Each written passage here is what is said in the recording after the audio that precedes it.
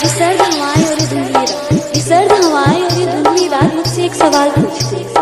आज फिर से अकेले खड़े हो यहाँ, आज फिर से अकेले खड़े हो यहाँ, किसी के इंतजार में हो क्या? आज फिर से उनके प्यार में हो ना? तुम्हें कितनी बार तो यहाँ बिलखते आंसुओं के साथ तुम्हारे टूटे हुए दिल को देखा है। तुम्हें कितनी बार तो यहाँ बिलखते आंसुओं के साथ तुम्हारे टूटे हुए दिल को देखा है। थकते नहीं हो क्या? पीपुराज, पीपुराज, पीपुराज,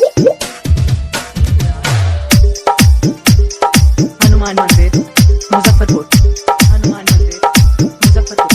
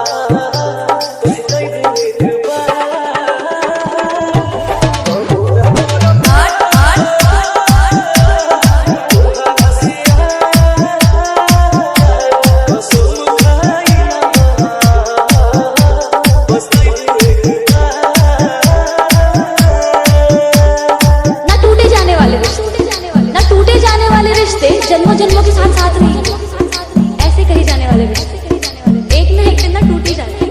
पर फिर भी ना हम आखिरी उम्मीद करना नहीं छोड़ते। पर फिर भी ना हम अपने दिल से उसे कभी भुला नहीं पाते। वो आशिक थी ना, कितना पीपुराज,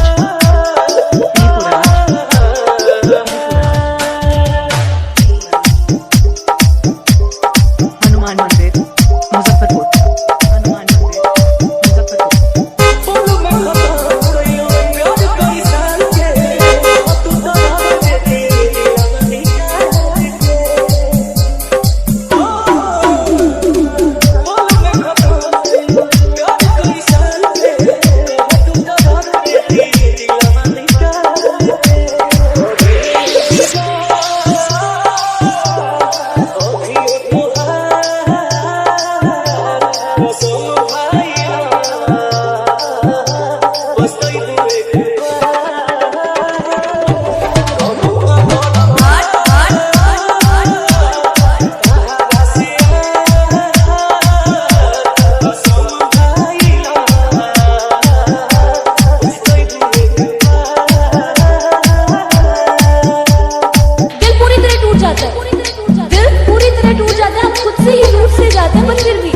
पर फिर भी हम अपने दिल को उसको मनाने से रोक नहीं पाते। वो आशिक थी ना, कितना पीपुराज, पीपुराज,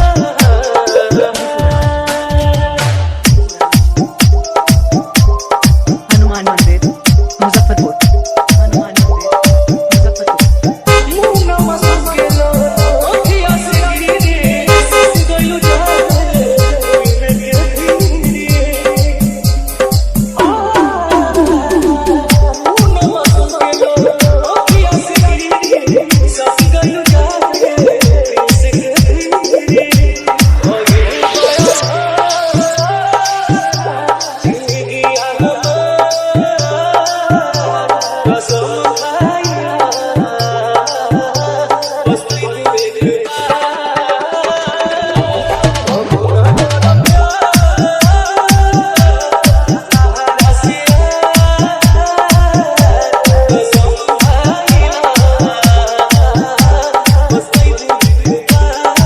$91 17 41 41 96।